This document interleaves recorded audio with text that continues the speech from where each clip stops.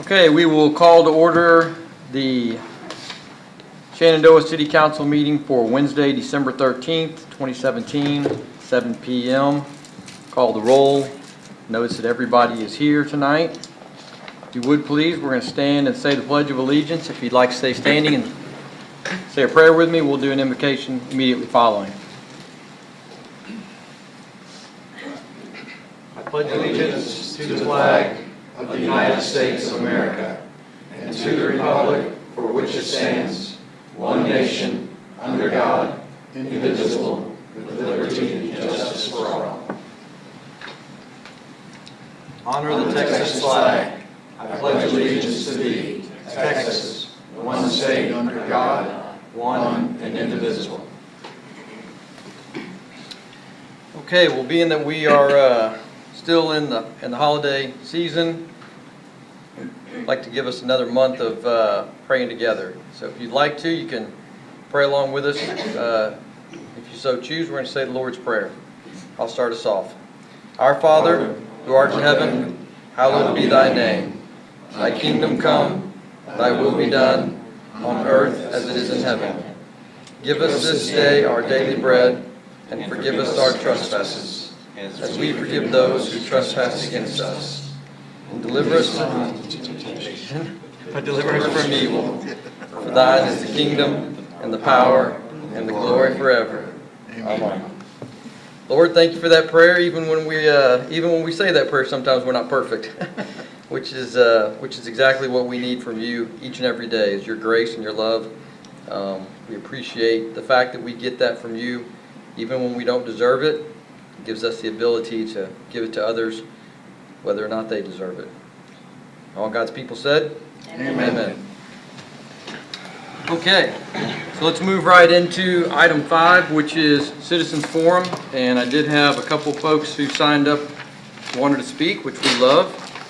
And we'll start with Mr. Frank Robinson. If you would please approach the podium. Citizens are invited to speak for 3 minutes on matters relating to city government. And just state your name and your address for the record, please. Good evening, Mayor, Council. My name is Frank Robinson, and I live at 18 Dunwood Springs Court. No, I'm not that Frank Robinson.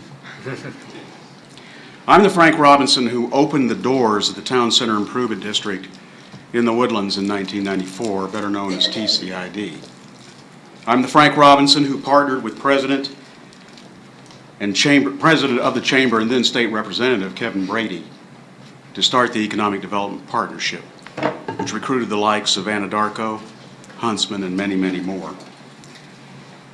I'm the one who managed the economic development successes, developed the public safety programs which provided the financing to this city and the city of Oak Ridge North for your public safety. I also shepherded the transition of TCID to become the Woodlands Township. After 14 years, I was recruited away in 2008 to a city management position in the town of Apple Valley, California, the home of Roy Rogers and Dale Evans. Now, it's all right, Mayor, you're probably too young to know who they are, but that's okay. So in preparation for retirement, my wife Lisa and I bought a home in this wonderful city of Shenandoah. And in July of this year, after 23 years as a chief executive officer in public administration, I retired. Now, why am I sharing all that with you? It's simple. My wife and I could have lived anywhere. But we chose to live here in this city because of its great reputation, its quality of life, its healthy treasury, its low taxes, and its excellent government. I came here tonight to introduce myself and, for some, reintroduce myself as a new citizen of this amazing town, and to praise you and encourage you. Praise you for your public service and encourage you to be strong, bold, and always seek in your public policy decisions to create true public benefit for all of us. Your service on this council is a noble endeavor, and it's worthy of respect. It's hard work. Not everyone's going to appreciate that or understand it. And while we may not always agree on the issues, we should always be thankful that we have citizens, both past and present, in our community, like you, who are willing to give of your time and your talents to enhance our city and preserve our quality of life. Well, enough said. I'll close with this advice. Always seek to do the right things for the right reasons. And remember, what's popular isn't always right, and what's right isn't always popular. Thank you. God bless. Thank you, Frank. Thank you, Mr. Robinson. Thanks, sir. Okay, next up is Julia Hepburn.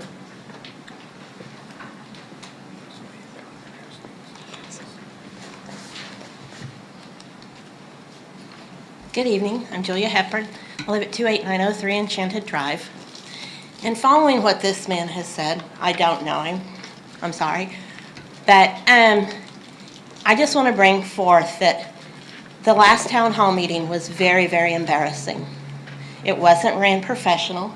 It wasn't ran with any type of, I don't even know what to say. You, Mayor, said that you are the voice of the people. And I really hope that's what you mean, because there are more than just a few people that live in Shenandoah. And their voices need to be heard. And they need to be heard in a city hall meeting and not be threatened by any means. If it means that the city gets a code of ethics, you get some type of integrity program going, but it was very, very embarrassing to see what happened. I know since you all have taken this, changes have happened. I get that. But there are state, local, and federal guidelines and statutes that everybody must adhere to. No one's above them. And I think it's time we all take a look at this. Mr. Brott, I brought it to your concern, or brought it to my concern, that ditch, draining ditch, and the gas power line, the gas line along the park, the toddler park, that seems to be a big issue. It is an active gas line. I called the gas company. That's where I get my gas, into my house. So if in fact this seems to be the issue of putting a fence around the toddler park, and even I believe Miss Teresa that night asked about the actual issues that had happened, had there been anything reported to the police department. Chief Shaw said no. But Mr. Fletcher and his wife said that he and one of their friends had seen a father who was trying to get their children into the car and the child ran out. Now, will a fence around the toddler park help that father put that child in the car? No. We see that every day in every parking lot across the United States of America. You know, that's an issue of being a parent with toddlers and trying to gather them all up. But I also believe that when you leave Holly Hill and the speed limit's 20 miles an hour, that's 20 miles an hour to the next stop sign that's in front of my house. I have pictures I can show you of how many cars that do not stop at that stop sign. It's like a joke. How fast can we get to I-45? So if we're going to say the park's unsafe, we need to board it up until you all make a decision on which route you want to go. Thank you. Thank you, Ms. Hepburn.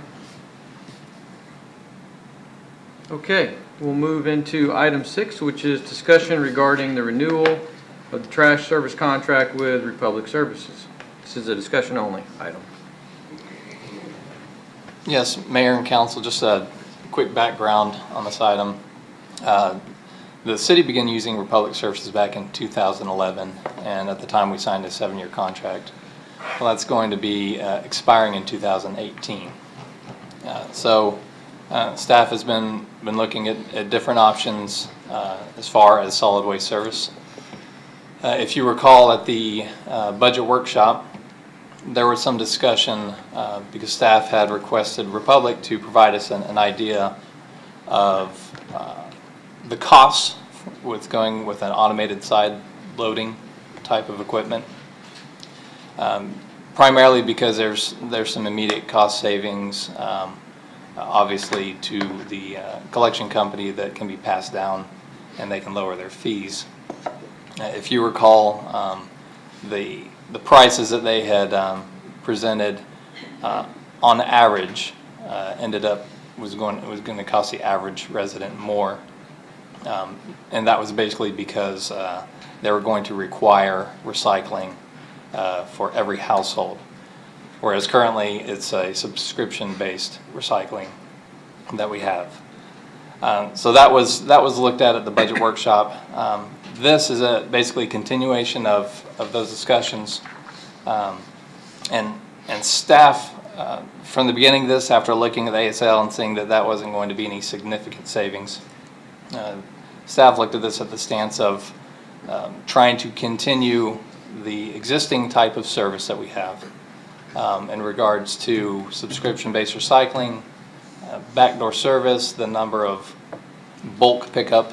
We have bulk pickup every week, and tried to take that approach as far as some type of contract renewal with Republic, because that was an option of our contract. Finally, was able to negotiate a renewal of that contract. There were some Republic wanted to add some services, which was going to be an additional cost. They wanted to require recycling to all homes at the time, but staff said that it still needed to remain a subscription-based program. They agreed to all of the terms that we presented to them, and so it will be a true renewal of the contract, which basically you see in the attachments there's a fee schedule, and that's just going to continue linearly at a 4% increase like it has been for the past 7 years. Made some comparisons to some other cities that had backdoor service, and I can tell you those are getting fewer and far in between as more and more companies move to the automated side loader. And I included what those cities are paying, what the rates are paying for backdoor service like we have. If you have any questions from the agenda, I'd be happy to answer them. I do real quick. So Joseph, if what I'm understanding you correctly is currently we've got budgeted $283,000. At that 4% increase over the next 7 years, I'm going to assume that means in year 7 we're at $372,600, and you don't have to be exact. I'm just kind of ballparking using. Is that roughly what we're talking about? So it's right, and what we've done is we know it's going to be a 4% increase, so each year we budget accordingly to account for that increase, that 4% increase from year to year. Mayor, you'd have to account for new homes coming online.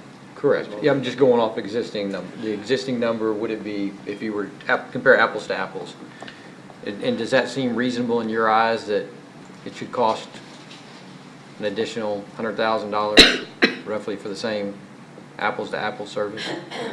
An additional 100? Well, that's what basically what it's pretty close going to be, 372 versus 283 or whatever, so $90,000 difference by the time we get to year 7. Well, If I'm understanding that 4% increase, is it a compounding 4%? Yes, it's compounding, but it won't be an additional. Oh, you're talking about by the end Correct. of the 7 years. At year 7. Yeah, I'd have to. That sounds about right. I haven't, I don't have those numbers on hand. I guess my question is to you, does that seem like a reasonable increase? The 4%? It does, from what I've seen and discussions I've had with other cities, other people using trash services, and from other contracts that I've seen. It's pretty standard. The CPI is, I believe, 3.5% increase year to year, and that's what Republic has used for that 4%. So Mayor, there's a lot of trash contracts that include a fuel surcharge. So part of Correct. this is a shifting of risk. So if gas prices go crazy, we Right, get the we don't have to pay benefit. If they drop again, then the Republic would gain some benefit. So the 281, does that include recycling? 281,000? The 281? The expenditures required in current budget? Yes, solid waste and recycling. And that's going to be based on the estimates, because we're going to have more households. We may have more people subscribe to recycling, so that's Right, based so- on the current year. Right. So in terms of expenditures required from the city, though, it's going to be much less than that because the residents pay for recycling. Well, right, that's a cost that's, right, since the city has opted to pay for trash, the recycling is still going to be billed to those who subscribe. So any revenue collected from that will be used to help Right, I was pay just for that portion. trying to make that clear for everybody that's Right. not a number that's coming out of city coffers. That's the number that's the total, That's the all-in. number. Yes. the all-in number. Yes, absolutely. Even though the recycling is paid for by whoever wants to actually use it. Right, there's an associated revenue stream for the Right, recycling. for the and that's recycling portion For of those that. subscribers. Right. Correct. Another question, maybe it's, this includes the same weekly heavy trash pickup? Yes, so it will be the same services we have now, which include unlimited domestic collection and up to 3 yards of bulk waste every week. Okay. Was there any, again, at this point, that's a fantastic deal to me, I think, across the board. Was there any discussion about, because we had talked quite a while ago about reducing heavy waste pickup to perhaps once a month? Is there any discussion about that or any cost reduction in making it, the first pickup of the month kind of thing? That was discussed. That was a while ago. I'm looking real quick to see if I happen to have those numbers handy. Because we did discuss a few options, as we've gone through this process. That was Right. one of the options. Another was, twice a week pickup and different options like that. I don't think I have those numbers handy at the moment. Oh, here it is. So, but these numbers were based on the ASL that we got from. Then So, that's going to be all, yeah. right, yeah, as I look at this, those are based on the side loader. Okay. What kind of costs were you seeing with that? So if we wanted to increase to a twice a week pickup, then it was going to be $2.50 per household per month increase. If we wanted to reduce the bulk pickup from every week to twice a month, it was going to add $1 per household per month. Wait, So- to reduce it? It would add. To go twice a week and add. And it would add, to go twice a week and reduce the bulk pickup would be $1. Right, sorry. Yeah. Right, it Okay. would reduce it, sorry. All right. That's, So to switch from backdoor service to ASL, we gain the additional pickup per week, but it would actually cost more money. Well, you'd have to pay for the additional pickup per week, in addition to the base price that they provided. it would cost more, and then if we wanted it twice a week, we'd have to pay even more. Correct. That's what I thought. Yeah, the average cost, and I'm using that average cost is because they were going to require all residents to do recycling. Whereas right now, it's subscription based and less than half of our households opt for that. Do you have the numbers if you don't include the recycling? So just the solid waste portion? I don't. I know a lot of residents have at least talked to me about they really still appreciate the backdoor service. So, I mean, I don't particularly use it that much, but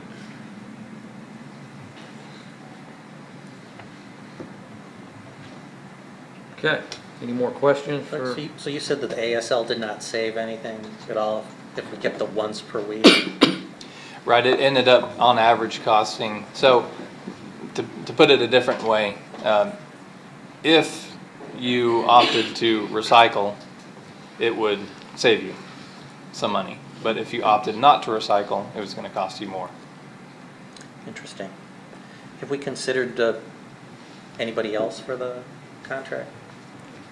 The numbers that you gave, were those all Republic numbers, or did they vary by vendor? Right, so I just worked with Republic on this one because I was looking at the contract renewal. That way we could keep the same services that we've had.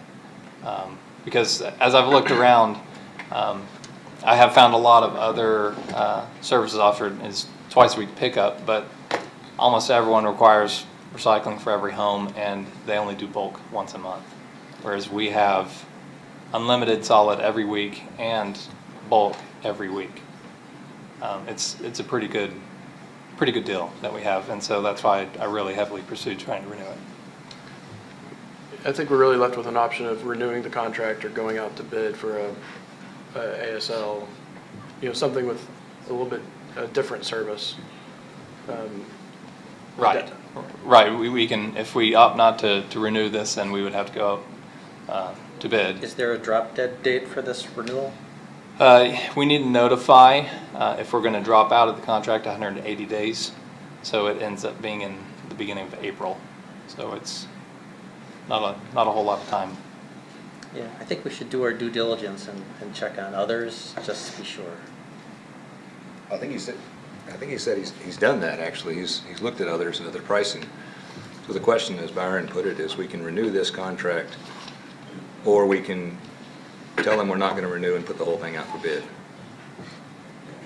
Is that correct legally? Or am I missing something? Yeah, I mean, Republic's got the option to say if you want to put it out for bid, we're not interested, or we're withdrawing our offer to renew. Right, and I guess, I reiterate my hesitation, that is, you're not going to get the services that we have now. Just from who I've talked to, Republic said, if you renewed with us, we're not going to do backdoor service. We're trying to get rid of that because it's costly to them. It costs them a lot more money for the manpower. And it seems like the other major companies around here, Waste Management, Good Trash, they're the same opinion. That they're not going to provide backdoor service unless you're going to pay for it. Yeah, do they actually offer it, like Waste Management, or is that even an option with them? I reached out to them to ask them some questions about it. I've tried a couple times and I haven't heard anything back from them, which honestly surprised me because we're not a small account, we're not a huge account.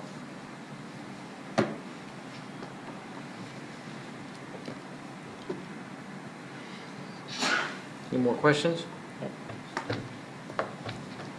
Thank you for your work on that, Joseph. Thank you. Okay, let's move into item 7, which is discussion regarding a bid for grounds maintenance services. Shuffle my papers, get to the next stack here. So again, a quick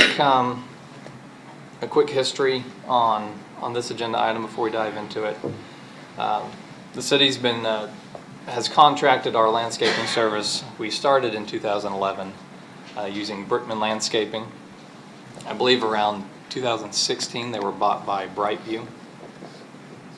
And we've stayed with them since 2011. And now unfortunately, staff has seen a decline in the quality of service that they've been providing, which is what's really sparked the search of either, and you'll see the comparison I have below, either contracting it to a different company or bring it in-house. and trying to provide those services with city staff, as was done before 2011. So you can see in the agenda packet, I included all of the bids that we received. We went ahead and staff went out for a request for proposal, and we had 6 bidders who actually bidded for the project. I included the pricing that each of those bidders provided the city, as well as an alternate pricing, because staff wanted to include an alternate, which basically looked at a few areas in the city where we, during the summer, commonly receive complaints. Those areas are being Wellman Road, Research Forest, Six Pines, and Pinecroft.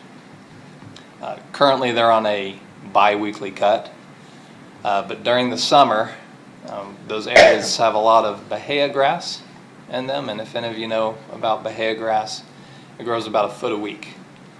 So between cuts, after a week, it looked pretty bad because that bahia grass was 1 foot tall.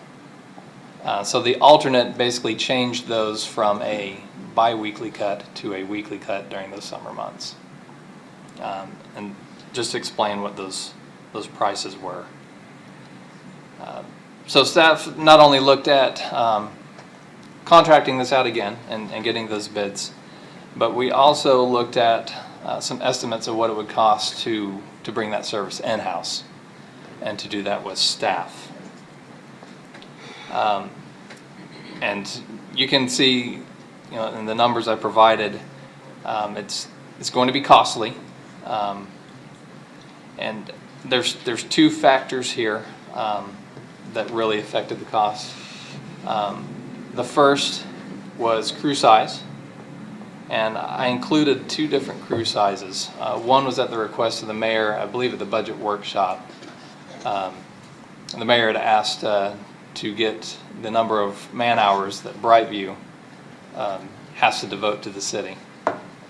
Well, I took those numbers, broke it out, and that basically was going to, it was going to require an 8-man crew to cover the number of hours they said was needed for the city. I think that's a little high. And as I spoke with other contractors who were bidding the project, the general consensus of what they were planning on that they would need is about a 4 to 5 man crew.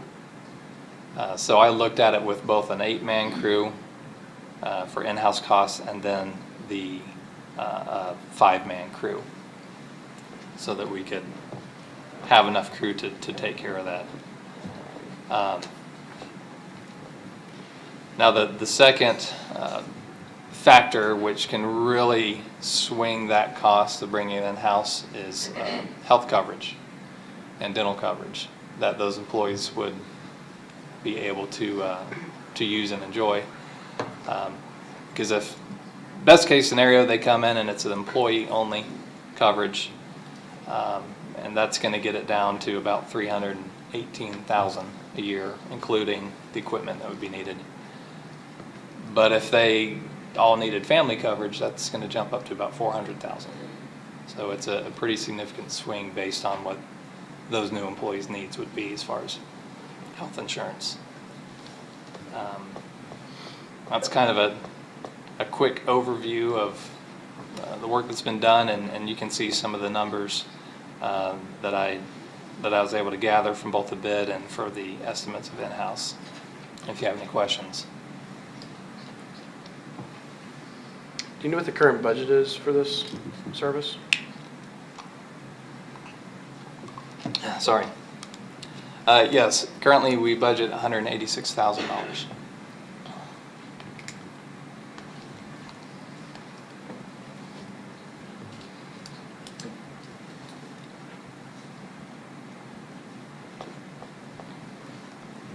It doesn't seem right that you're paying off 477 and budget 186. You must have different departments, Function 11, the Parks and Rec.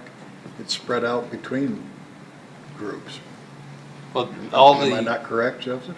The base landscape is all paid out of the Public Works budget. The 477 is an estimate based on how much it would cost us internally, based on the man hours that Brightview is saying that they're spending in the city. It's not how much we're actually spending with Brightview right now.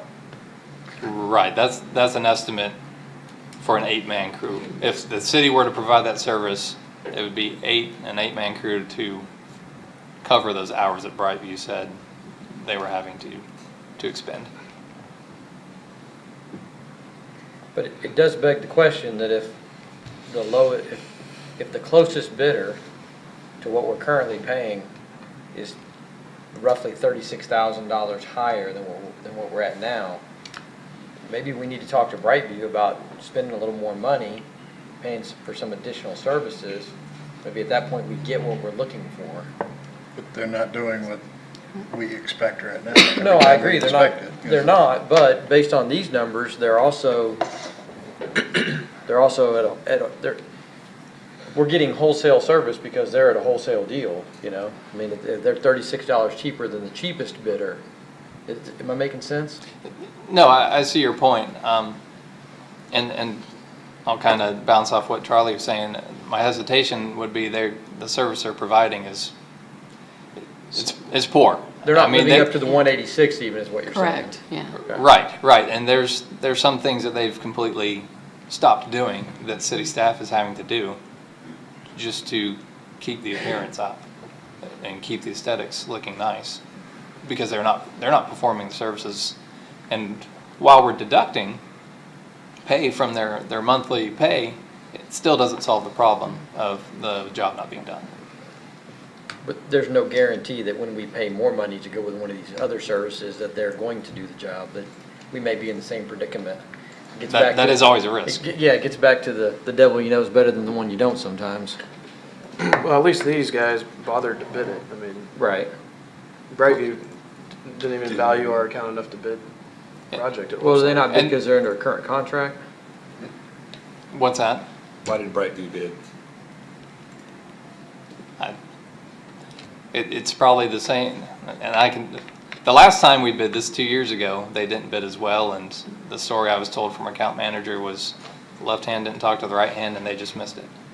So I don't know if that's what happened again, because I hadn't had a chance to talk to them about it. Well, I really like that they're gonna cut Wellman and Grogan's more frequently. And I can say, Land Care, I hadn't heard of them before, but I did some research. They are a nationally branded company. They provided 4 different references that we contacted. I included one who actually provided us a letter, an email, and they all gave glowing reports that they're very responsive. They are proactive and notifying the customer of needs that maybe the customer is not even seeing, and that they do a fine job of landscaping. Were any of those references from cities? No. I talked to them about that, the account manager, and he said the branch that he's over, they don't have any cities as customers, but other branches do across the country.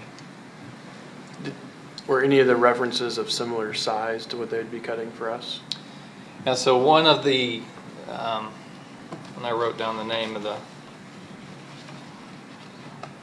subdivision here. I can't remember the name of it, I wrote it down, but he said it's about 3,500 homes, so it's a little bit more than what we have. But they do have large accounts that they manage. And they have access to all of the larger equipment, the tractors with the bat-wing mowers and things like that, which I think is what allowed them to beat out several of the other bidders, because they had that equipment on hand. So it cost them a lot less than having to either contract that out to someone else or even leasing the equipment for a cut. Where are they based out of in terms of this branch? This branch, they're here in Houston. And are the crews going to be driving up from Houston every day, or The branch office is down there. Their crew is, I don't know exactly where they're coming from. If they come from the branch office or if they have a storage area out here that they store their equipment. I could find out about that though. But anytime there's such a disparity between the lowest bid and the second low bid, it makes me wonder what's going on. And it'd be compounded if they're spending, an hour and a half each way driving here. It just seems. Yeah, the biggest item that I saw where they beat out the other bidders was in the trash collection, and they beat out all the other bidders by a long shot because his idea was they're going to be out there doing weekly cuts in these areas, and that's when they're going to do their collection. And any other areas that aren't on a weekly cut, they'll have a crew swing by and pick up the trash. So there were significant cost savings on how they're going to perform that service, which really set them apart by about $35,000 just in that one item. What length of a contract they expecting? What's that? Length of a contract they're anticipating? It's going to be a 2-year contract with a 1-year renewable thereafter. Not automatically. Yeah, it can be automatic, but either party can opt out of it with 30 days notice. Even in that 2-year period, we can terminate with 30 days notice. Yes. Let me double check.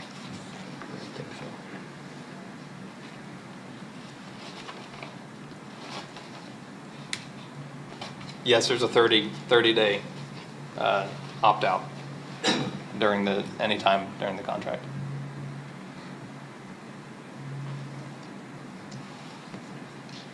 Is there an escalation clause year over year on that? Sorry, what's that? Is there an escalation clause? Is there where it's going to go up a certain percentage each year? No, there isn't. What I did is I included in the RFP some add deducts for weekly cuts, bi-weekly cuts based on square footage. So if we were to add service or remove service, we would have a set number. We know what that would be, what the cost increase would be based on that per unit cost. So I tried to get that for mulch, cuts, several different areas, special services, just so we knew, should we do that, we know what the cost would be.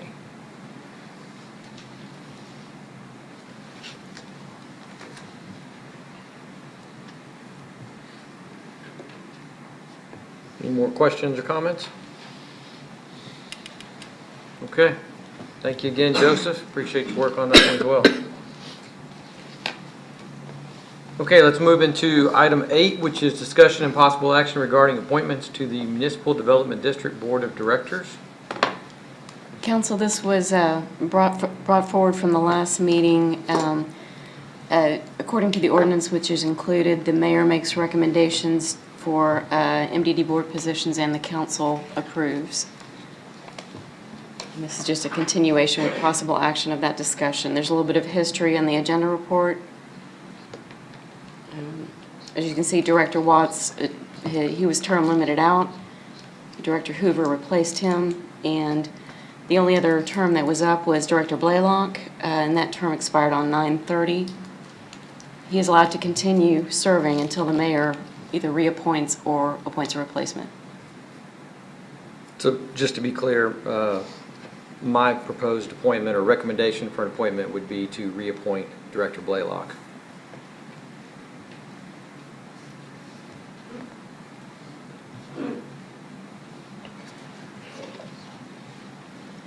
Are we open for discussion now? Or? It is a possible action. It's possible action, so we probably need to have a motion and a second, and then we can have discussion once we have a motion. I'll move to approve your appointment. Second. So I have a motion by Councilman Beavers, I have a second by Councilman McLeod. Now we have discussion. Councilman Randmaker? Okay.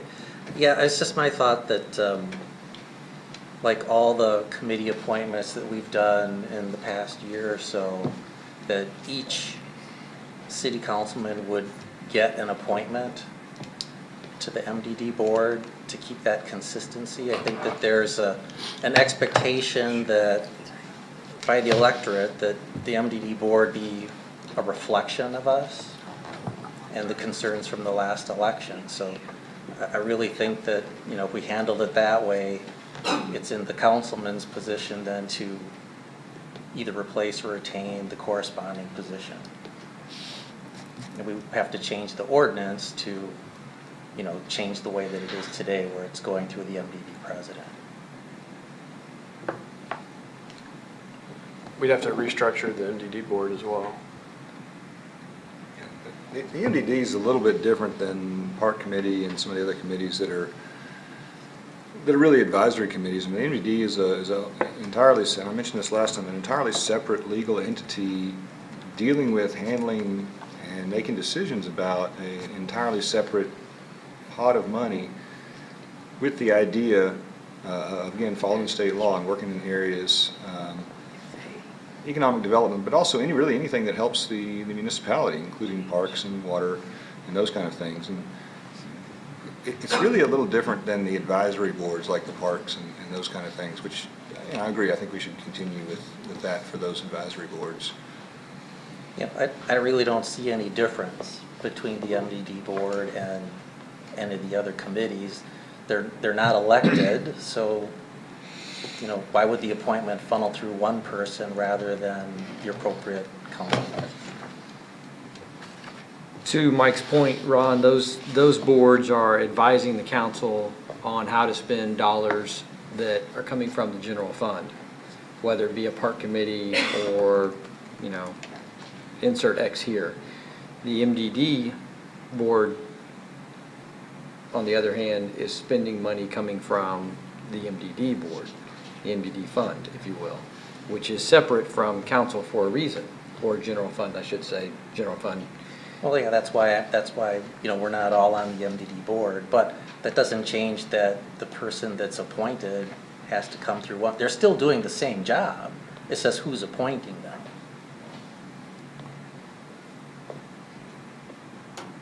I mean, nothing else has changed.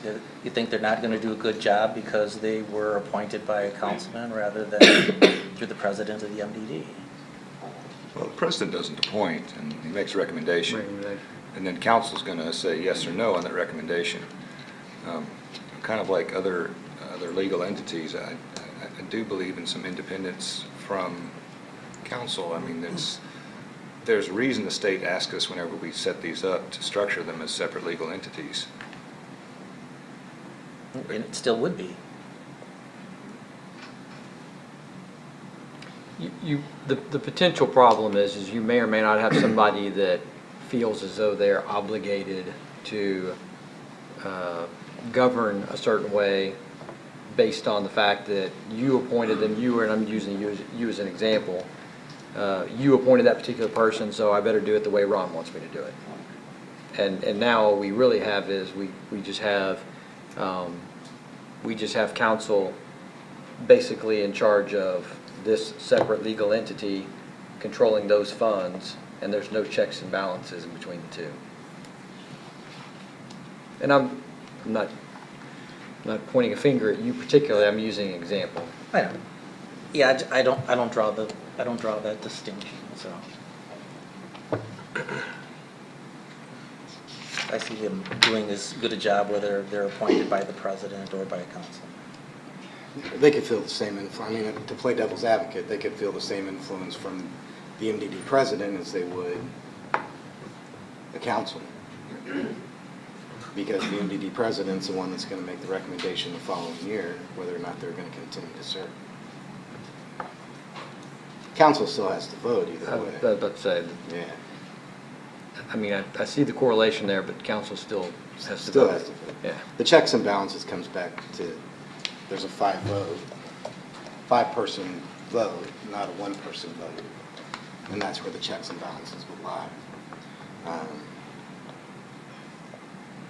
I guess my question would be, have we had others that have applied to serve?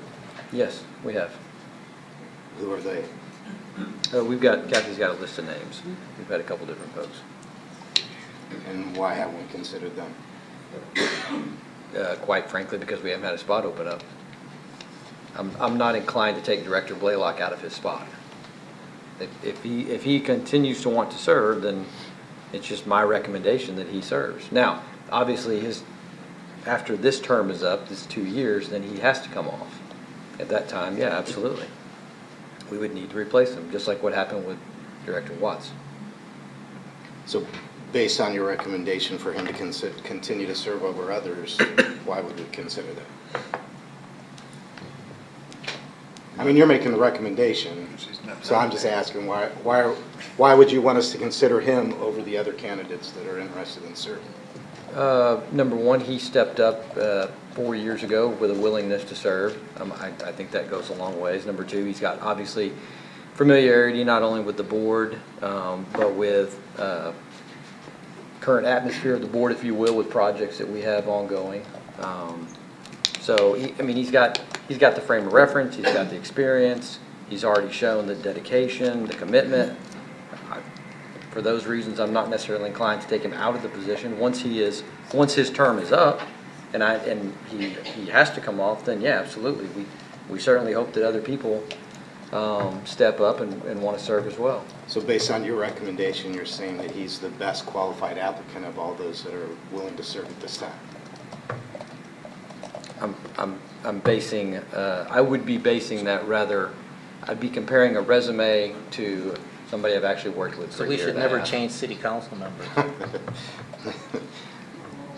I guess my real question is that, I mean, if we have better qualified applicants that have also applied, I mean, obviously, back to Mike's point, if we're trying to put together a board that's independent, that is going to make strong recommendations and serve the city, to its best, that's, guess why my question comes back to the other candidates. Have we fairly evaluated all candidates at this point for this position?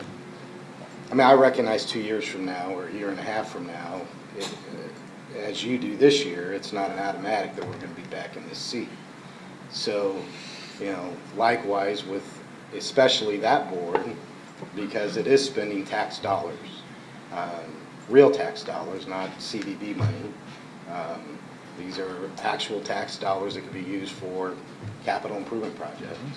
So is this the best qualified applicant of the ones that have made application to this point, and that's why you're supporting him and recommending him to council at this time?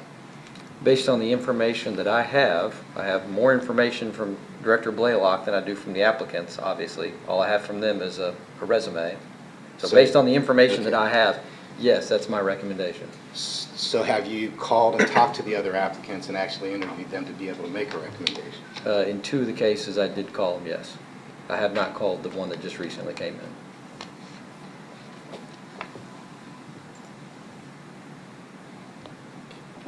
in. If council thinks there's a need for a new perspective on MDD, I would be willing to step aside. There's nothing that says we have to have 2 council members on MDD. If you want, if you want a fresh face, we can, or just in a my different opinion, I perspective. think you're probably the strongest asset on the MDD at this point. Just based on your knowledge and background of infrastructure and capital improvement projects,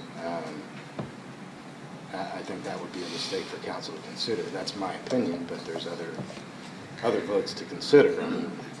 Yeah, I probably agree with that. Yeah, if you were the corresponding person to my position, I wouldn't change you. Regardless of my background, I can influence. A lot of the MDD projects have overlap with city council, so I do have the ability to have input on most of the projects as a city council member. I'm good either way.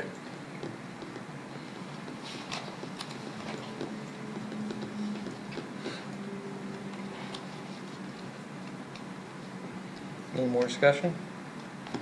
I know I expressed my opinion in the last meeting, and because it's real capital dollars, real tax dollars that we're spending, I have to go back to judgment and look at how we were spending those dollars in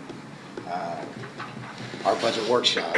And while no real money has been spent at this point, I have to come back to that judgment call and say, I have a hard time with that. Utilizing real tax dollars. As I see it, Ted, the municipal development district collects a 1/2 cent sales tax. So we collect 2 cents. City general fund gets a 1.5 cents. The MDD is a 1/2 cent. And that governing board, the board, manages that. So during our budget process through the general fund, we would never even have talked about MDD funds. I agree with you, Charlie. They do manage that, and that's what this is about. It's about approving somebody based on a judgment call. I agree with you. We don't have the influence on the MDD to determine what they're going to spend money on, but we do have the oversight and accountability role in this process in approving recommendations for that board. I don't see that was a resident first call. And again, that's just my opinion. I don't think that by any means that put our residents first in taking real capital improvement dollars to spend on a project that was a CVB project.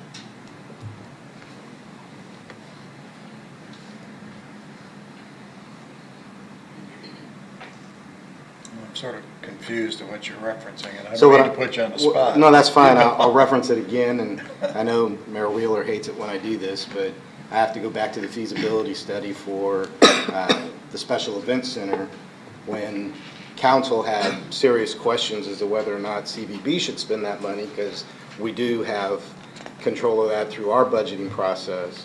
When we raised some specific questions, and I realized at that time our city administrator had a family emergency and wasn't able to respond to those questions. Right. But before there was a response that was made, the MDD passed it in their budget that they would pay for a feasibility study that again had to do more with the CVB and not the MDD. So when we look at taking real tax dollars like that, you know, when we're talking about $75,000 to $100,000 that's going to a feasibility study rather than capital improvement projects, I find that to be troubling. Well, one of the other things that they're supposed to be doing is economic development. And while I wasn't exactly a fan of that, that is part of their job, is to do things that look at economic development. And so if you look at it from that perspective, the decision can make sense. Regardless, it is their decision. And this is one of the reasons we want to have an independent group. Absolutely, and I agree with you. We're not looking for yes men on this board, and I think the last appointee of Board Member Hoover was an exact representation of that. He's not going to come in to be a yes man for anybody. He's new to the board, but yet he has a lot of experience that he can bring. So I do agree with you that it is part of economic development, but when we look at current times now, which we're talking about infrastructure and large developments coming into the city, was that the best use of those funds? And if we're going to sit here and say that that was the best use of those funds, then by all means, I think you should reappoint Board Member Blaylock. But if you're sitting here and saying, I question that, then I have to question that appointment as well. It is about spending the money responsibly, just as we're held accountable for spending the money that's spent overall in the city. That's our job. We're supposed to step in and provide that oversight and accountability and call foul when we see it. I didn't see anything in that decision as being resident first for the citizens of Shenandoah. And you can disagree and vote them in. But again, I just didn't see that as being a responsible use of funds this year. So you don't, and that's your opinion. I respect the Right. fact that that's your opinion, but that might not be everybody else's opinion. Well, that's and it what I might said. not, let me talk. It might not be everybody else's opinion on that board, which is sort of the reason for having an independent board so that they get to have their own opinion. if you want to read the actual, well, not even the ordinance, the state law, it's for purpose of this chapter, project includes land, building, equipment, facilities, and improvements found by the Board of Directors to be required or suitable for use for professional and amateur sports, including children's sports, athletic entertainment, tourist, convention, and public park purposes, and the events including stadiums, ballparks, auditoriums, amphitheaters, concert halls, parks, and park facilities. Goes on to talk about open space improvements, museums, yada, yada, yada. We won't go into that. It is 100% exactly what a municipal development district is designed for. Now, they may have a different opinion about it than you do, and that's the beauty about politics, is Right. we all get to have an opinion and then we vote on it. But I don't think that they're doing anything outside of the bounds of what that board is designed to do. I didn't say that.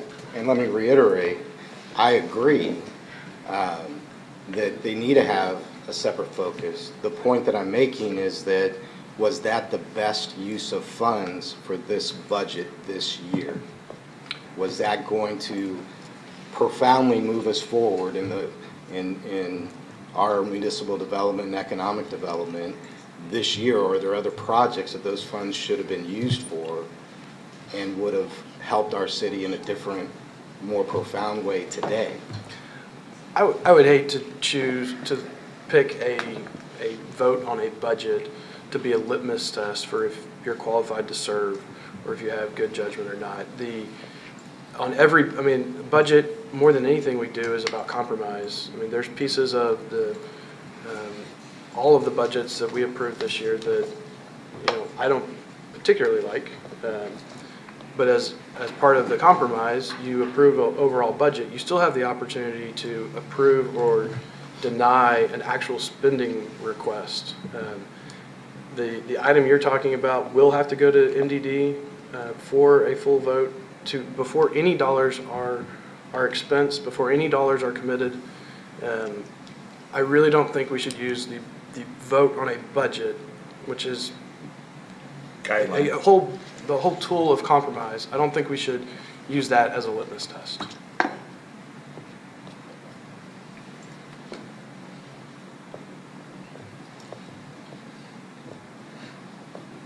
Do we have any more discussion? I guess, is there any appetite to actually change the appointment process? Or am I out of bounds? That's not on the, that's not on the agenda. I didn't get my toe tap in.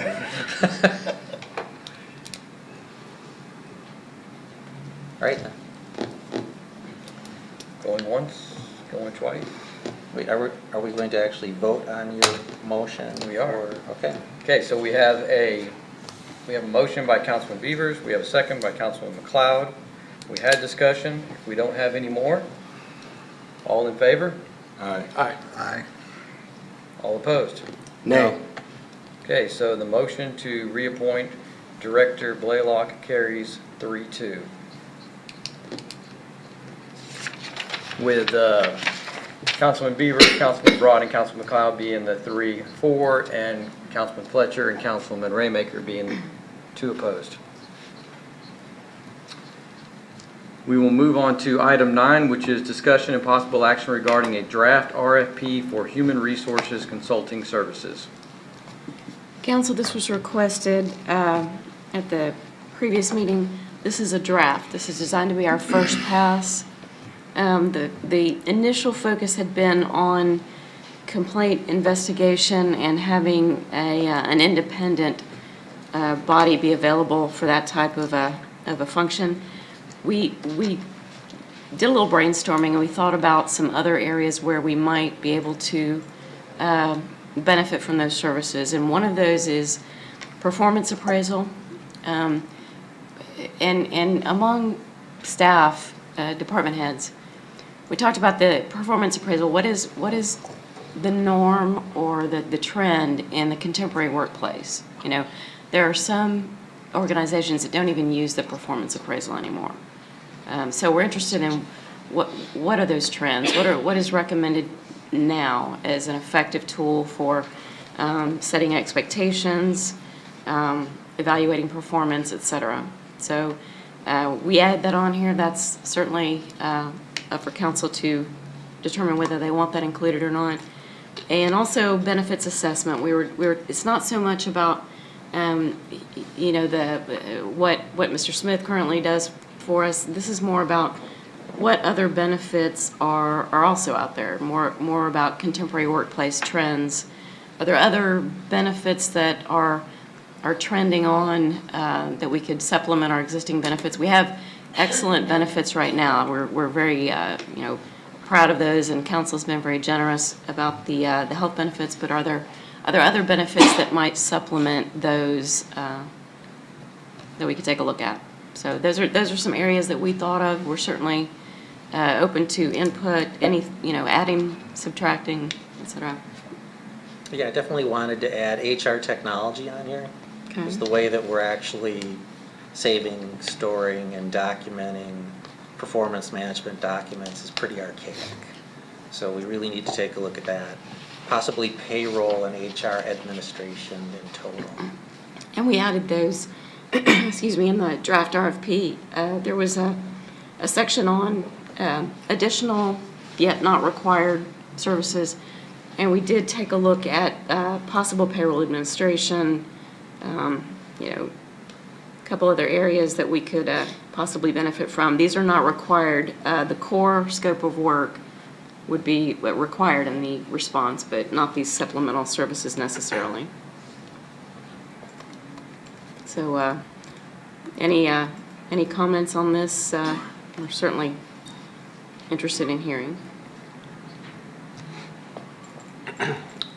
I would like to include a preference for municipal experience. Okay. So we have a discussion of possible action, so I think we should probably, if we're going to do this correctly, we probably should make a motion for something, and then we can get into discussion about it. And just to If we're gonna- clarify, the possible action was just in case council was pleased with this and ready to move forward. Well, I would think even if we're going to make changes to it, that needs to be action, wouldn't it, Bill? Wouldn't it, Bill? But I'm just talking, right? You can do it because it's discussion and possible action. You can discuss it first and then decide if you want to take action. Okay. So preference for municipal experience. I also think we need tighter boundaries on the specific, you know, hours that we're expecting if we're going to do a comparison of cost. Okay. And I would personally like to see this come back to us in January before we put it out for Yeah, absolutely. commercial. I'm not sure that I want to limit it to municipal experience. I Just, would agree with that. yeah. It's But just- yeah, Stay inclusive of.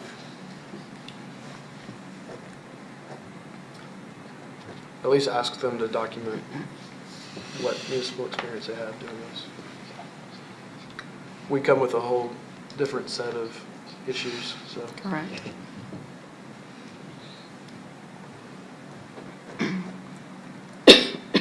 Excuse me. So when we're asking them for ethics complaints, we're sort of asking them in general, how do you handle, what's the best way to handle this? Is that what we're saying? I mean, we're asking an HR consultant to make recommendations about how to best deal with these kinds of things? Or the way I read it was they would they're going to bid on handling the complaint. Well, I was trying to get that clarification between the two, because are we talking about a full service, they're going to deal with everything, or are they going to say, look, we're going to come in, we're going to look at your current operation, we're going to actually make Give some recommendations about, Yeah. these are the current best practices. But then I saw that, well, this is a 3-year kind of program, and I was like, okay, so that's a concern, because we've got, you know, there's several companies out there right now that have, you know, ready to roll ethics and reporting and those kind of things. And we had talked about doing a consultant, and that was, so that's where I'm sort of sitting here going back and forth between these two ideas of, is it consulting to come in and look at it and go make some some recommendations, kind of a one-off thing, and then, you know, if you guys want to pursue this, you want to pursue that, you want to pursue that, go down that road, or is this a long-term ongoing? I took it as both. Okay, that was, okay. They could offer some guidance on our routine internal practices. I think one of the alternate services we included was our, we heard some comments from council on the employee exit process, for example. Can that be handled differently, better? The onboarding process of new employees, that type of thing. And that would be where, maybe they offer us guidance, and that would be a one-time thing. And then my understanding from council, and again, if I'm wrong, please tell me, was that council initially wanted a third-party independent consultant that would handle certain grievances independent of the city if they came up. That's how I understood it, yes. So we do have sort of an ongoing and a initial, one-time type of thing. Yeah, my intent was to look for best practices across the board. Okay.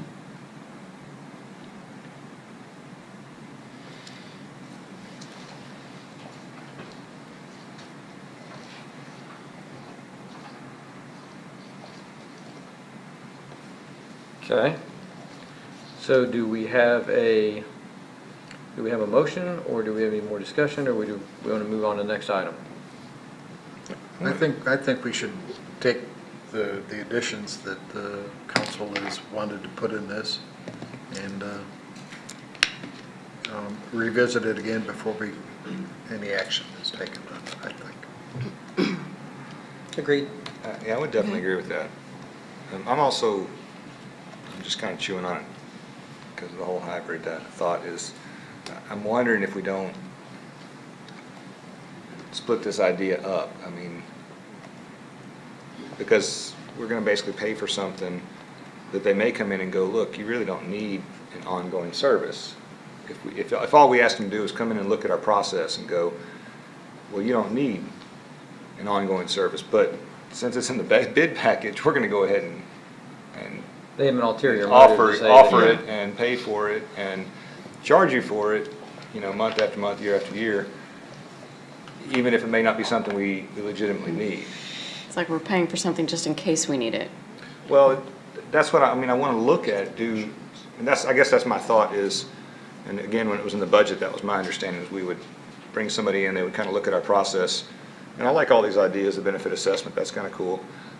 But how do we handle things now? What's best practices in the business? Kind of a one-off HR audit, if you will. Mm-hmm. And then based on those results, based on what they bring back to us, and based on what they report, we can make a decision. Do we need to hire third-party complaint investigation? Do we need to have somebody ongoing to do onboarding, offboarding? At this point, to me, I'm not even sure we're even clear what our needs are. And so As long as we make the rates where we can kind of turn them on and turn them off, okay, we'll have that flexibility. But if we wanted to move into having some sort of ongoing relationship, we'd have that option.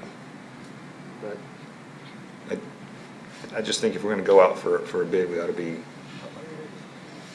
narrow the focus a little bit. It's kind of my. Yeah, I hear what you're saying. I'd like to know what's available to me. I'm not necessarily ready to spend money on the HR technology, but tell me Right. what palette is available. Exactly. That's exactly the kind of thing that I'm. Well, and an HR audit, as you mentioned, could help us determine the best practices across the board, as you mentioned, Mr. Rainmaker. But I think I agree with Byron that we can reword it, the bid, such that you're bidding two separate parts, and we accept the first part, then you get that work done. You get your best practices, you get the audit, and then if the city decides to use I'll call it the alternate, then we say yes to the alternate.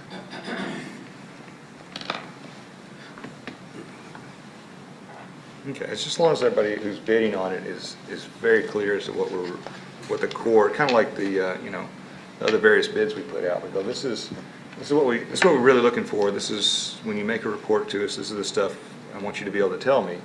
And then coming back from there, you know, if you offer this as an ongoing service, we might be interested, but there might be other companies that offer X, Y, and Z as an ongoing service too. And that's my, I just want to make sure that people who are, a lot of times people don't want to spend the time to write up a bid proposal because it's vague enough that they're not sure what they're actually bidding on.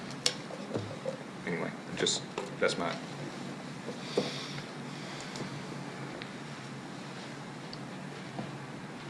Okay, so it's my understanding that staff is going to make some adjustments to this and bring it back next month. Correct. Perfect. Okay, then let's move on to item 10, which is discussion and possible action to renew the memorandum of understanding with the Woodlands Township. Council, this memorandum of understanding began in 2012. And it's been on automatic renewal for one-year terms for the last 5 years, which was provided in the MOU. And that 5-year limit expires at the end of this month. So it's time to look at renewal. The Township Board looked at this in their meeting last week, and they did vote to renew for a one-year period. And that is attached here. Well, I'll make a motion to approve the memorandum of understanding between the city and the Woodlands Township. I'll second it. Okay, so I have a motion by Councilman Raymaker. I have a second by Councilman Broad. Do we have any discussion? Yeah, I do actually, Bill. I actually was approached by a resident who lived in this affected area, and that was one of their concerns, was their house was damaged several years ago, and they submitted their plans for repairs to the city. The city quickly passed them, and they started repairs, and the township showed up and said, whoa, whoa, whoa, stop. And so my question is, the covenants have to do with space that used to be owned by the Woodlands. It's now residential. Is that covered by deed restrictions? And is that the situation? Yes. And then do they need, from a legal perspective, do they need our permission to enforce the deed restrictions? No. So, I mean, Where we are. it seems to be redundant almost. I mean, Well, you're correct. It's a great point. We're in a unique situation with a very, I think it's 2 neighborhoods basically, where they are bound by covenants or deed restrictions. Those covenants and deed restrictions allow now the Woodlands Township to enforce them. And those run with the land, if you will. We have now, over time, we annexed these properties into the city.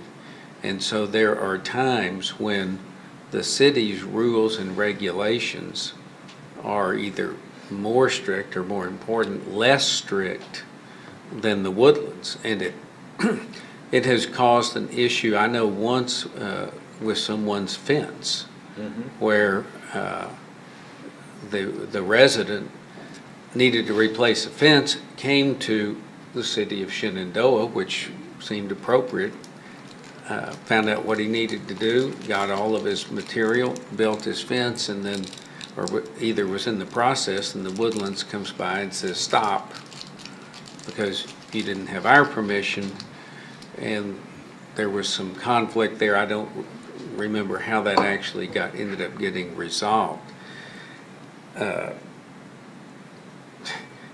It's a difficult situation. If I had my druthers, the Woodlands Township would turn the enforcement of those covenants over to the city. But I don't think at this moment that's. so what is, I'm not sure that's not an offer that's being proposed. I don't know what the township's attitude is because I haven't had that discussion. so I mean, they're providing some streetscape maintenance and some irrigation, and I don't really understand. It's the administration and enforcement of covenants. Well, they do that anyway based on the deed restrictions, so You could really, take we out, don't- you could take out subpart A, and it's in a way unnecessary because they have the right to the administration and enforcement of those covenants. right, I mean, unless they're willing to turn that over to us and let us take care of our residents in that space, what's the purpose of having that in there if they're already legally? I mean, really, the only issue here is who takes care of the maintenance of some of the entrances, specifically in some of the shared area. That's literally what this entire agreement boils down to. I believe your analysis of that is correct. I mean, to me, I would personally like to strike A, because otherwise it says it's just unnecessary. I mean, they've already got deed restriction authority, and we really can't do anything about it, to my understanding. Before we go down the path of striking stuff, I think we should, I mean, if we're inclined to take another look at this, I think we should table it. Okay. Because there are several agreements with the township that are very important. Probably the most important is fire service. Right. And I'd hate to We can go back and talk to them and just see. do if- something Yeah. that they would take unneighborly, then. I affect agree. other agreements. I agree that I would like to see us informally meet with them first before we, All right, that's fine. if you're inclined to not renew. Because those woodlands covenants then, those are perpetual. They're not gonna roll off in 30 years or something like that. Correct. Now, I guess the question is the question is. Section 1, right. Well, the question is if we get to December 31st, 2017, and we have not renewed at that point, what's our potential risk there? Then they may come back and say, never mind, we're not interested in renewing anymore. Obviously, that's possible. I guess my experience with the Woodlands is if you set up an appointment and go and explain to them where we're coming from, I think they're happy to meet with us and talk. They may not end up agreeing with what we want to do, but I kind of agree with Byron. The neighborly thing to do is let's go sit down and talk first and see. Yeah, I'm totally fine with that. Yeah, I'm not suggesting just, you're not. You know, having legal agreements with unnecessary language is unnecessary. Yeah, I'm okay with exactly what Byron said. I just want to make sure that we're not up against a time deadline.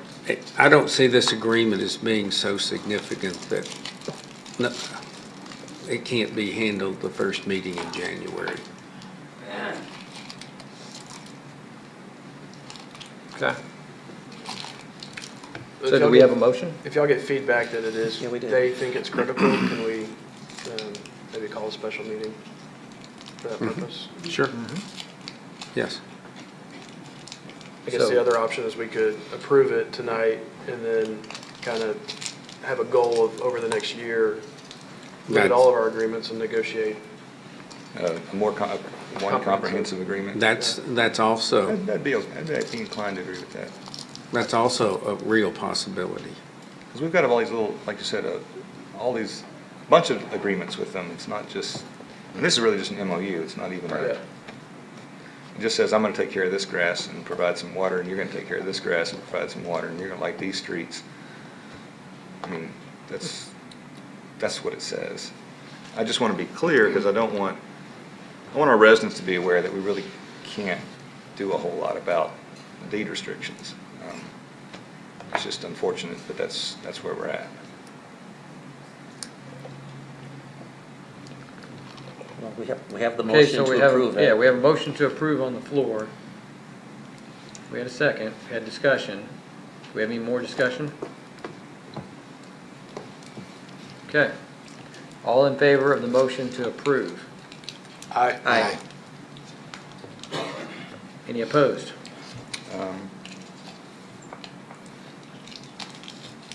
I'll vote to, I'll approve it. Aye. Any opposed? Aye. So you're a nay, No, or you're an aye to approve? Okay, so 5-0 to approve, right? Okay, motion. 5-0, I mean. Motion to approve carries 5-0. Took us a while to get there, but we got there.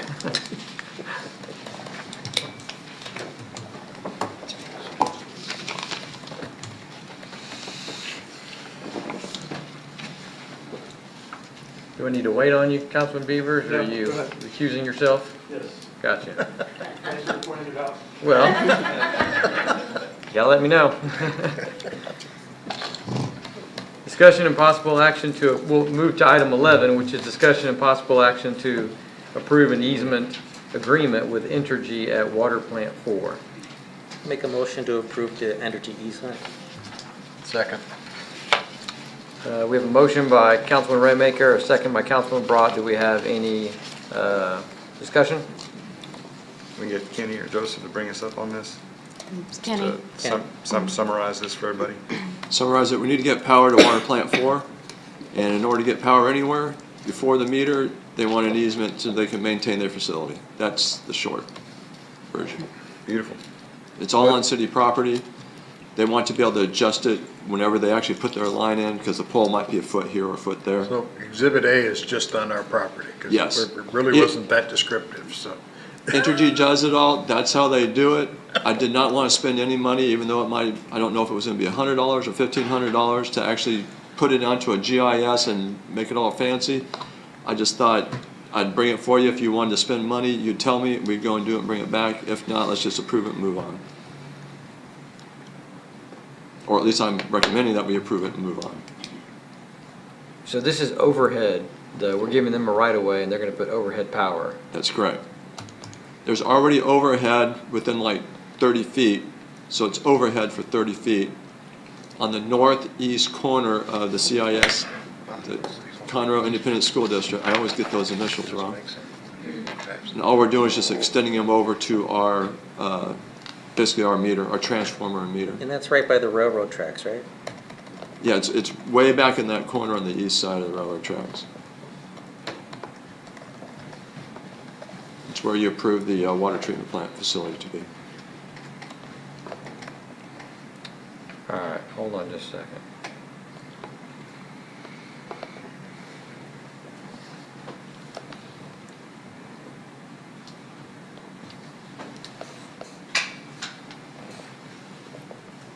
So this would be, If you want, we could pull up like a Google's map and yeah, zoom way in. let's do that if you don't mind.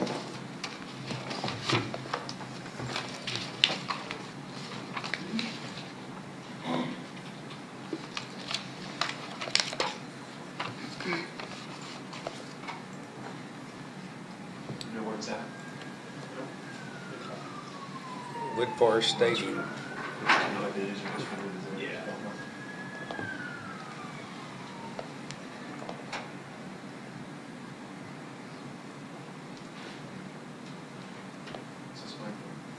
Can you hear me from here? Or?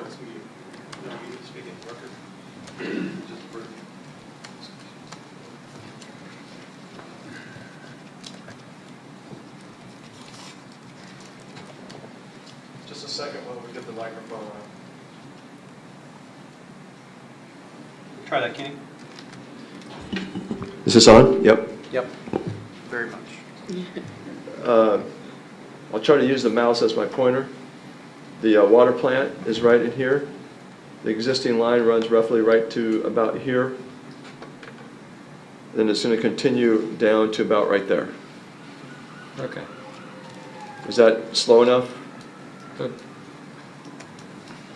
This does not show the actual water treatment plant parcel because it's older than when it was being built.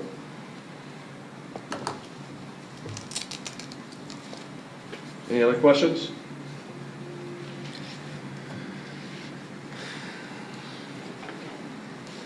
Okay, so we had a motion, we had a second, we've had some discussion. Do we need to have any more discussion? All in favor? Any opposed? Motion carries 5-0. Item 11. Thank you, Kenny. Appreciate the clarification. Move on to item 12, which is discussion and possible action to adopt the following ordinance. I'm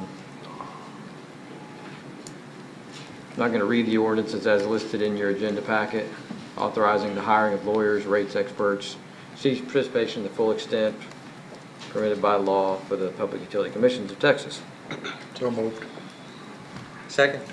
Got a motion by Councilman Brought to approve. We got a second by Councilman Raymaker. Do we have any discussion? Who pays for this? Actually, Entergy pays for it, but state law through the Public Utilities Commission allows cities to group together and then have one law firm represent them, which is, in this case, the Lawton Law Firm. And they represent us and actually get, the fees actually get assessed by, and are paid by Entergy ultimately. That's the best kind of attorney, Bill. That's correct. So who's our representative? The Lawton firm out of Austin. And there, I believe we're a group of 36 cities, if I recall correctly. Okay, do we have any more discussion? All in favor? Aye. Any opposed? Motion carries 5-0. Item 13, discussion and possible action to approve the purchase of 6 mobile police radios. I make a motion to approve the purchase of 6 radios. Second. I have a motion to approve by Councilman McLeod. I have a second by Councilman Raymaker. Do we have any discussion? All in favor? Aye. Any opposed? Motion carries 5-0. Item 14, discussion and possible action to approve the 2018 holiday schedule. So moved. I have Second. Everybody's quick on that one. I have a motion by Councilman Beavers. I think I had a second by Councilman McLeod. If it was Councilman Raymaker, I apologize. Any discussion?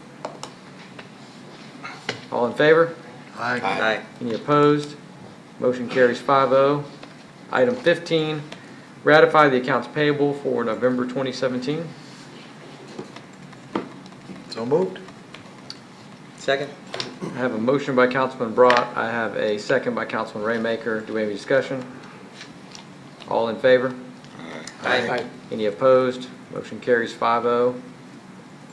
Item 16, approve the minutes of the September 27th, 2017 regular meeting and the October 11th, 2017 regular meeting. I move we approve the minutes as read. Second. I have a motion by Councilman Brought to approve. I have a second by Councilman McLeod. Do we have any discussion? Can we modify that? I wasn't here on the 27th, so I'm not going to vote on that one. So you want to do it in 2 separate votes? I can abstain from You both. could abstain from both. That's fine. All in favor? Aye. Any opposed? Abstain? Motion carries 4-0 with 1 abstention by Councilman Raymaker. And we will move into item 17, which is Citizens Forum. And do we have anybody else sign up again other than Mrs. Hepburn? Yeah, Ms. Hepburn wanted to go twice? Yeah, come on up. Please state your name for the record. Citizens are invited to speak for 3 minutes. Hi, I'm Julia Hepburn. I live at 28903 Enchanted Drive. My concern is I know that we no longer have a city administrator. We have someone acting in that position. And I've seen in the newspapers and social media where there was a resume, but Mayor Wheeler, you didn't check it out or whatever is the statement I'm gathering, but that you are wanting Kathy to more or less just fall into this position. And in the record request, I got the qualifications, and I was just curious. I realize that you guys are going to meet later, so we're just going to change the qualifications so that Kathy can maintain this position, is what I'm gathering. I just, at this point, it's just kind of like, who's running the city? I mean, it's in. Mr. Fletcher, you and your wife have said over and over again that we need to mend the fence. We all need to come together. We need to stop the division. But yet, every time you turn around, there's articles either in the Conroe Courier, the Woodlands, the Black Hammer, Golden Hammer, whatever it's called, and it's constantly putting each other against everybody. I mean, there is no unity anymore in this city. And I just wish that somehow that you all being up there, that you could mend the fence and stop bringing it down board by board. I mean, we hired a communication person, and I understand this weekend they needed help to make sandbags, but nobody knew anything about it because she failed to put it out there. And then she put something out there on social media that someone shit their garage. And I'm like, excuse me, you put this out there on Shenandoah, City of Shenandoah's page. And I mean, I'm just wondering, is anybody reading this? Is anybody overlooking it? Is anybody verifying that? I mean, we have become the laughing stock of South Montgomery County. It's just sad. Thank you. Okay, we'll move into item 18, which is department reports. Council, I have a few, and I'm going to try and go quickly here. First of all, in the admin report, activity on the Shenandoah Business Association is picking up. Debbie has been diligent in building up our contacts and also scheduling ribbon cuttings for new businesses. Our archive social has started in October, and with the implementation of that, we have 24 months of social media content now archived. So that is part of our records. The installation of the video camera, as you know, it has been running since October, live streaming to YouTube council meetings. Highlights from the police department. Some FEMA transplants are putting a little bit of extra demand on the police department. There's been some domestic issues and drug-related issues at the area hotels, so the police have been working harder to manage that situation.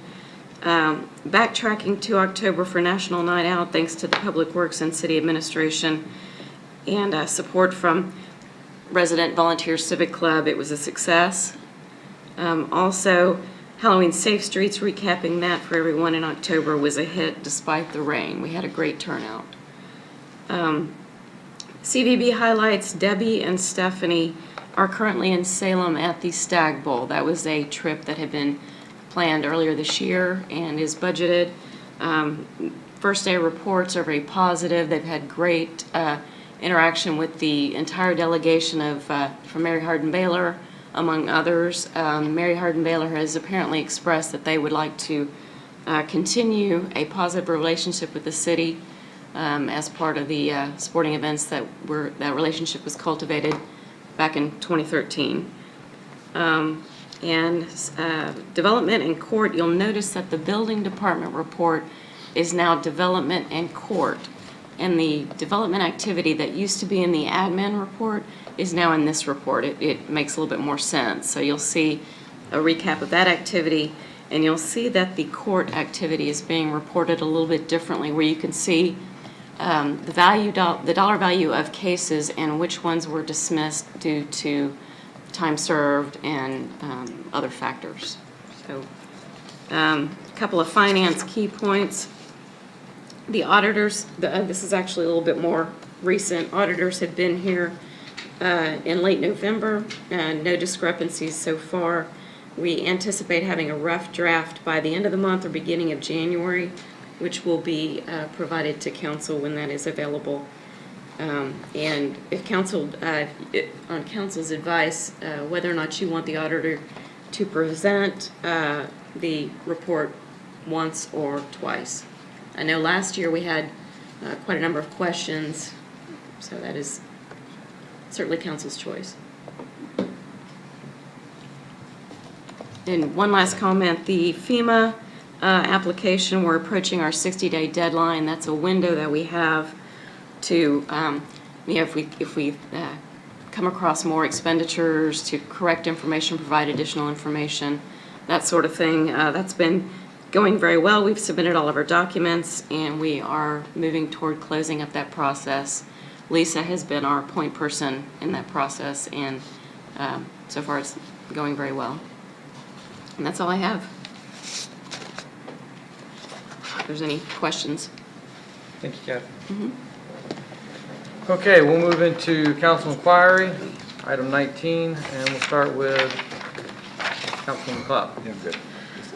Following up on what Byron said earlier tonight, I would like us to begin a comprehensive approach to all of our agreements with the Woodlands. If we can kind of get that started and looking at that, I think that would be a great idea, kind of wrap some of this stuff together and look at our long-term relationships and how that works. So. I'm good, I have nothing. Councilman Ross, nothing? Okay. Oh, I'm going to Oh, continue you still. here. I just was making sure everybody was. You were on long- board. long dramatic Long pause to dramatic make sure we pause, got it. trying to I wait got to it. make sure everybody was caught up and right. I did want to note that we will not be talking about fiber to home in executive session. We were able to resolve the issue. We are working diligently, John Houston and myself and Chris and the other members, and Kathy and Bill, the team from TACUS, and working diligently to wrap up any outstanding issues with the contract. And we are fully confident that in the first meeting in January, we'll be presenting the various contracts for that entire project, and let council talk about that and find out what's going on, and hope for a final vote on the second meeting in January. So. Is that another long dramatic pause? Or? No, we're good now. Okay. Councilman Beavers? I have a couple. I'll try to go quick. Kenny and Joseph, do y'all, I'm curious about there's certain leave outs on the sidewalks, like in front of Outback. What is the status of those? I'm going to do it in two parts. One is pure contract. Those parts are in the contract. We do not have right-of-way easement in those areas.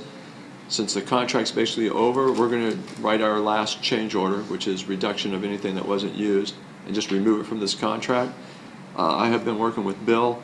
Bill has been working with the property owners, and we're at a point to where it's either we're basically going to have a condemnation either voluntarily or through a court process is probably going to have to take place to get those to finish off.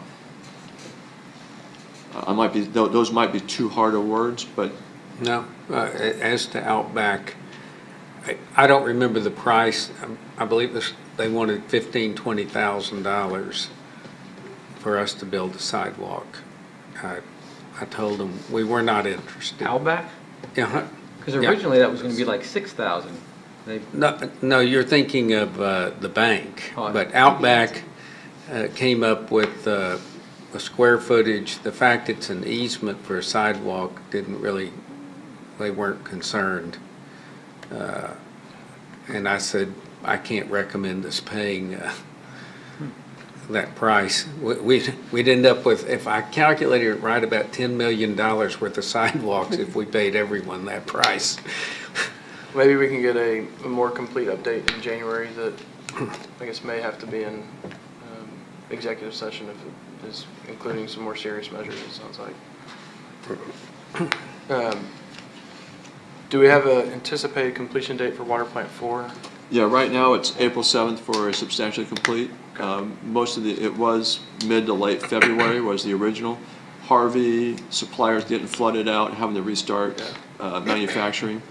And the way I read the contract is that is so far outside of the contractor's control, you can't hold their feet to the fire. Yeah. And I'd rather have a good job that wasn't flooded and parts were manufactured properly. And I flippantly say a few days, but a few days, I'd rather have a project that's going to last 20, 40, 50 years than have something that's going to give us problems because we were stingy on a few days. And again, that's all subject to weather and unknown conditions at this time, but that's our schedule. Earlier this week, I sent Lisa a question about our sales tax collections in October compared to September and November. Anyways, I thought she gave me some interesting information, and the rest of council may enjoy hearing it.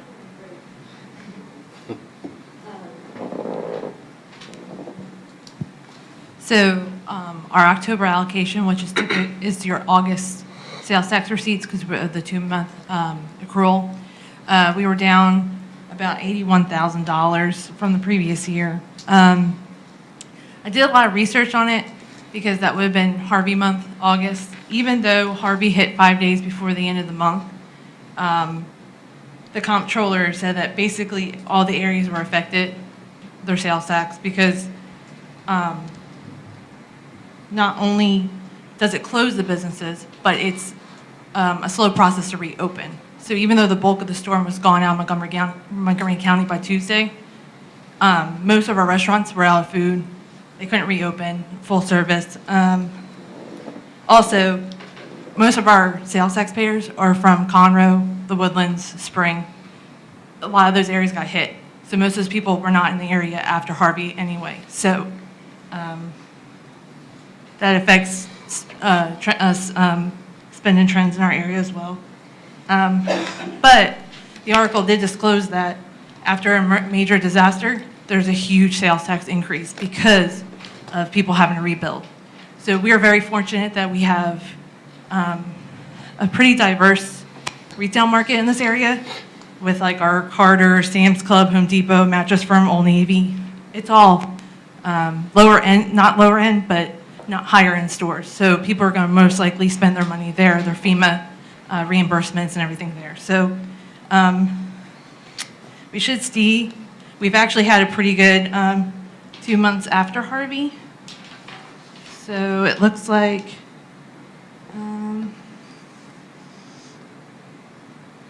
September our sales were up about $20,000. And then October, our sales were up almost $40,000 from the previous year. So we're starting to see it. Also, the National Retail Federation of the country predicts that holiday sales are to increase 4% this season. So hopefully we get a lot of that, especially because FEMA's still paying out people. So the reimbursements are going to keep coming and people are going to keep spending to rebuild eventually. So, and that's all I have on that one. All right, thank you, Lisa. Last item, in January, I'd like for us to consider an agenda item that we request to take over the traffic signals at I-45, and we subsequently turn them over to Precinct 3 with Montgomery County. Those are out of the county traffic signal system, and anybody who's driven that intersection knows a lot of work needs to be done on those signals. If we take it over and then pass it back to Precinct 3, they can do the work.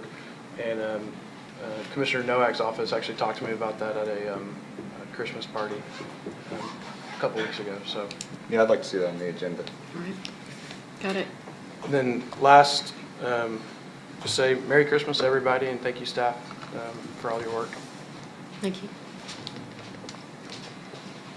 Councilman Fletcher?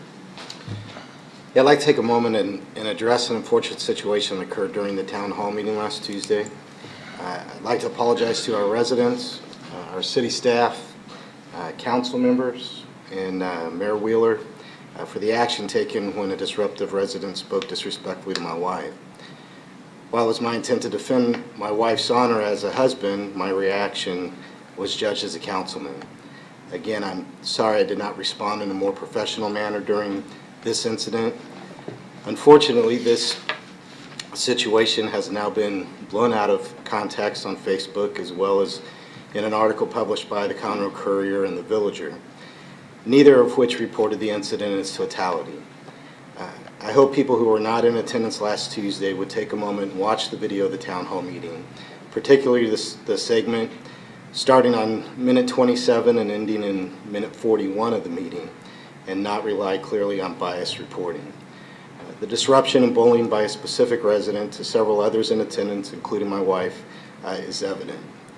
However, as a representative of the city, I recognize my reaction to this rude treatment of my wife was chivalrous yet inappropriate. I would never do anything to intentionally tarnish the great reputation our staff, council, and mayor has worked so hard to create for our community. Thank you, Ted. Thank you, Councilor Fletcher. Councilman Raymaker? No, I just wanted to take the time to thank staff for their hard work and dedication this year, and wish you all a Merry Christmas, and hope you enjoy your time off around the holidays. Thank you. Okay, so I'll go last, and almost as if it was on cue, I want to talk a little bit about newspaper articles. I think we have several areas of opportunity when it comes to newspaper articles, whether they be from inaccurate reporting, whether they be from biased coercion, possibly from people either inside the city or outside the city. But I think we need to be really careful about what agendas we're trying to push and how we're trying to get newspaper articles involved, and then how that affects our city in general, how that affects how people view our city. Because they don't view it necessarily as one individual person when they start seeing problems in Shenandoah. And quite often, the newspaper article does not paint the whole picture, and it might actually even paint an inaccurate picture. I'll start with the quote-unquote resume that I was supposed to be harboring and hiding. If you read the article, it actually says, "The city is reviewing resumes of potential candidates to fill the open holes, but Ryer is definitely a front-runner for the city administrator," said Mayor Rich Wheeler. Well, first of all, that's not even what I said. I said that the city would be reviewing resumes. But it doesn't say anything about Rich Wheeler reviewing any resumes, and it doesn't even say anything about Rich Wheeler having a resume that somebody had submitted, because to that point, no one had submitted resumes. We hadn't posted the job yet. The problem is when we use information like that to try to put a political spin on it, what we're really doing is we're really shedding a negative light on our entire city, not just Mayor Rich Wheeler. The potential quorum issue was probably even a little bit bigger because, I heard the word illegal thrown out several times when it came to potential quorum. Well, let's talk a little bit about potential quorums. I had the city staff pull a little bit of data for me just to be able to see. In the last 4 years, we've had somewhere to the tune of a little over 40 potential quorum notices posted. They started picking up steam in 2014 with 3, 2015 4, 2016 had 7, and 2017 has had 17. 10 of them were before current council was elected. They range from anything from town hall meetings to a New Haven House of Prayer, NCAA championship events, TML, I saw one of them on here was Day at the Capitol, Montgomery County Day at the Capitol. So it was standard practice for the city for several years now to post a potential quorum when there were going to be 3 or more council members potentially in the same area. Not that they were meeting about city business, not that there was any illegal meetings going on, but then in the same location there might be 3 or more council members.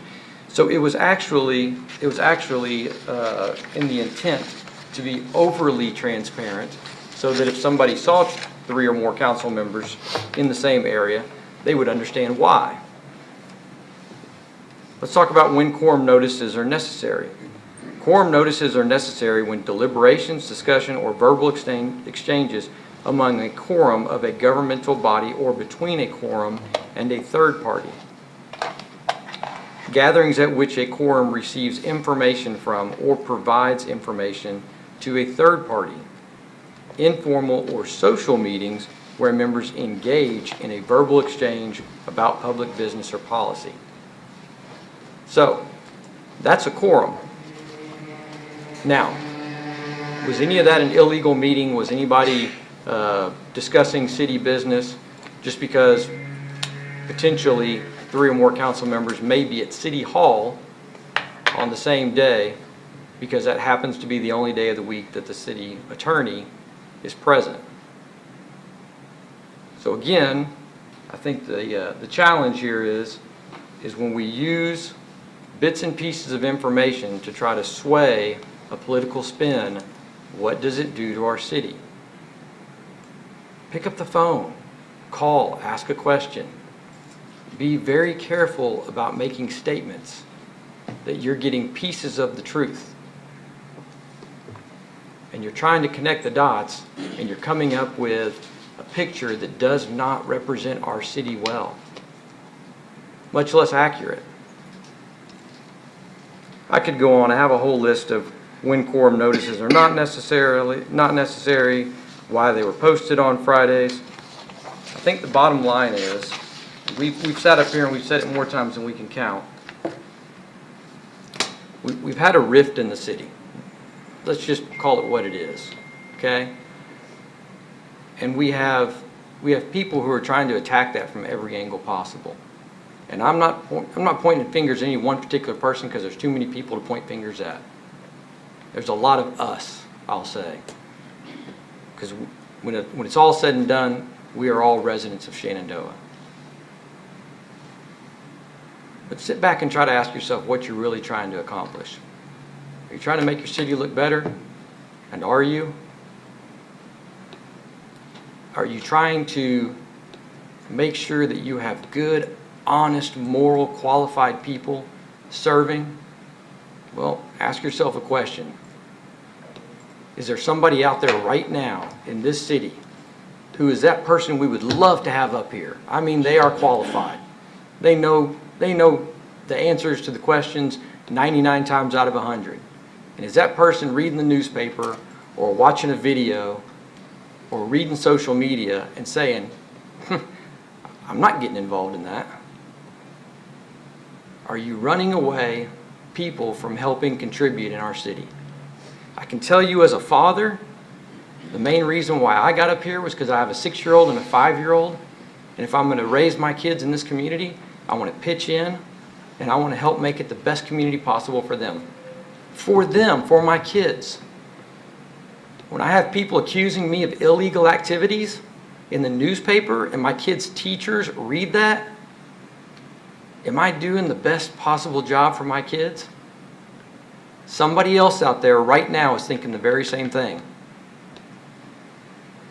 And you are going to run people off who would otherwise contribute to the success of this city.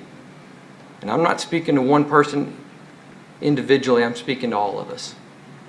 Let's be careful about what we're trying to accomplish.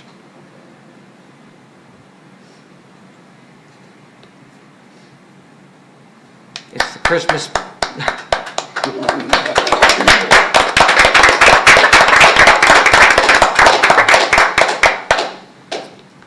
It's the Christmas spirit, and I think the greatest gift that we can give at Christmas is the gift of grace and forgiveness. And hopefully, starting in January, when we're back here meeting again, working on pushing our city forward, we will have all taken a little bit from that, and we'll all have learned how to work together a little bit better. Merry Christmas, everybody. We're going to adjourn to executive session, and we are going to be deliberating on Metro Park Developers Agreement, the Centro, Six Pines Development, and the City Administrator's job opening. We will adjourn at 8:56. Rich, we couldn't be more proud of you. Thank you. Do you have to be here for it? I'll stick around. But I gotta go inside.